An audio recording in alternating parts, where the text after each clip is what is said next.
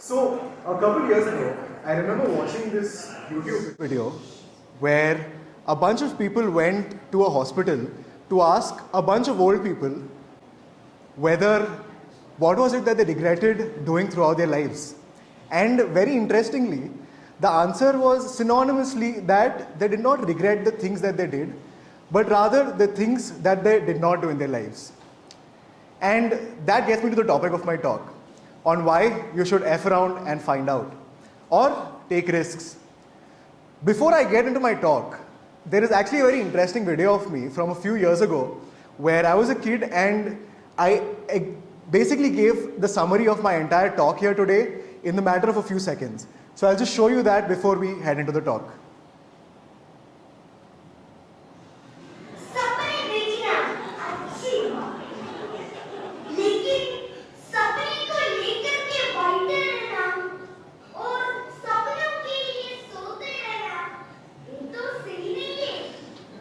Cool, so now that I have your attention, you'll probably think that who the hell is this guy that is telling us to take risks at like 10 a.m. in the morning? To be honest, I'm nobody but just a stupid 21-year-old who took a few right risks in his life. And believe it or not, in this short time that I've been on this planet, I have taken quite a few risks that haven't given me the best outcome. Like getting suspended in the 7th grade, almost failing high school, failing to build almost 17 businesses, not getting the college that I wanted to, then getting a super expensive college, failing that, and then dropping out. But after sort of all of this, I was still convinced that I'm going to be dealt a good hand soon. And luckily enough, the next bet that I took, which was leaving my home in Pune and coming to Bangalore with no friends and nothing to try to start something of my own, that resulted in me building a company that now does over $250,000 in revenue a year and enabling me and my team to work with some of the most influential and interesting projects in the world. But enough about me. Why should you be even taking risks? Or why should you F around and find out? Well, you see, from a very young age, our parents tell us that we have to live a very linear life. And like my friend Ranbir Kapoor said, right? 22 tak padhai, 25 tak naukri, 26 tak chokri, 30 tak kamai aur fir 60 tak retirement. That does not work out. And how many of you all are fans of Leila in the audience? Give me a raise. Okay. I was also, and I liked her even more after I found out, what she said was actually very true, which is that it almost never ends up working the way that you want it to, no matter how well you have your life planned out. The way that I learned this was that I really wanted to become an engineer, and I was hell-bent on becoming one. But then when I was served with the cold hard fact that I won't even get the opportunity to become an engineer, and my entire life path was just offset. I did not know what I wanted to do with my life anymore. And pretty non-dramatically, I just had given up on just finding meaning. Sure, I did get into a pretty good college, but at the same time, a pretty expensive one. And I saw my parents taking out loans which we couldn't afford to send me to this college, which did not put me in the happiest state. That's when my obsession kicked in. My obsession with making money. And that is exactly what taking risk is all about. Obsession. An idea that it means so much to you, that you're so consumed by, that you cannot stop thinking about it, whether you're eating, sleeping, no matter what you're doing. But Keith, how do we find this one obsession? How do we find that one thing that we really are obsessed with and really want to give it all up to? And to be honest, I was also pretty stumped when the TEDx team asked me this while we were preparing the talk. But then I realized that the answer was staring right at me while I was writing my talk, which is you have to F around and find out. And I have done my own share of effing around.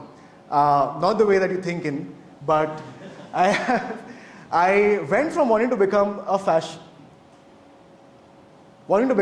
designer to an astrophysicist to a data scientist, and now I run a company that does marketing for crypto companies, which is pretty funny because I did not like marketing in the first place.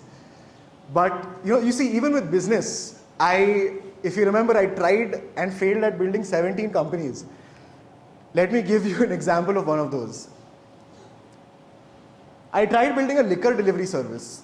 You see, 18-year-old Keith during the lockdown was like, "Main daru bechega." It was peak lockdown, people wanted liquor in their houses. I was like, supply demand, this is amazing. This is my next $1 billion startup idea. I was excited, I went to go and tell this to my mom. They were like, "Sale, 18 saal ke umar mein daru bechega." So it's pretty evident why that did not work out. And tried other things as well, failed, whatnot. You're probably thinking that, after so many failures, didn't you think to yourself that this is not meant for me. I have failed so many times. I think it's just time to quit it. Well, even though these 17 businesses did not succeed, I learned one very important thing about me. I learned what I actually loved doing, which was trying to build something from the ground up, which paired really well with my obsession of trying to make money.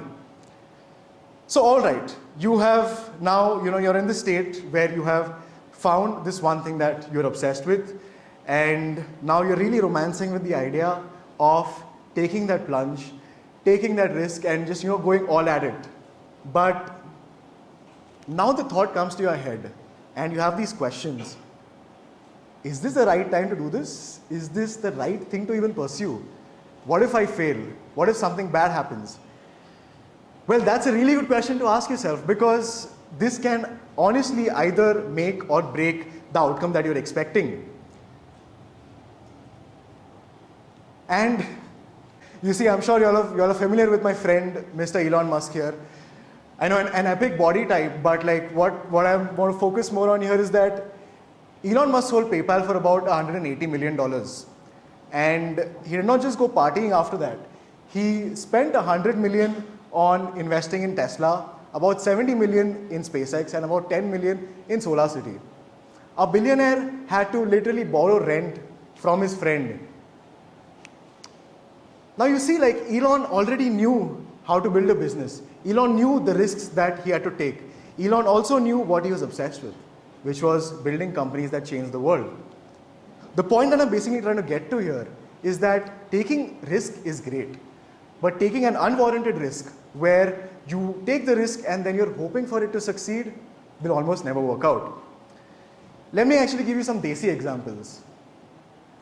How many of y'all are familiar with this brand? All right, I see a few loyal customers, avid risk takers. Cool. My friend Ritesh Agarwal was also a pretty avid risk taker. He came from a super poor background. He went into the Thiel Fellowship and now built a multi-billion-dollar company. The founder of Zostel, my friend Devi, he literally told me that a lot of the money that went into investing into the first property came from his winnings as playing poker. And our very own Bangalorean startup founder, Manish Poddar, built Rare Rabbit in his very initial days, took a 40 crore loan, not investment, loan to build their first factory.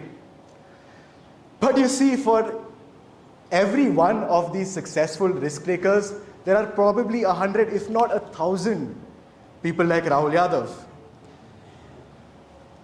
Rahul Yadav was the founder of Housing.com.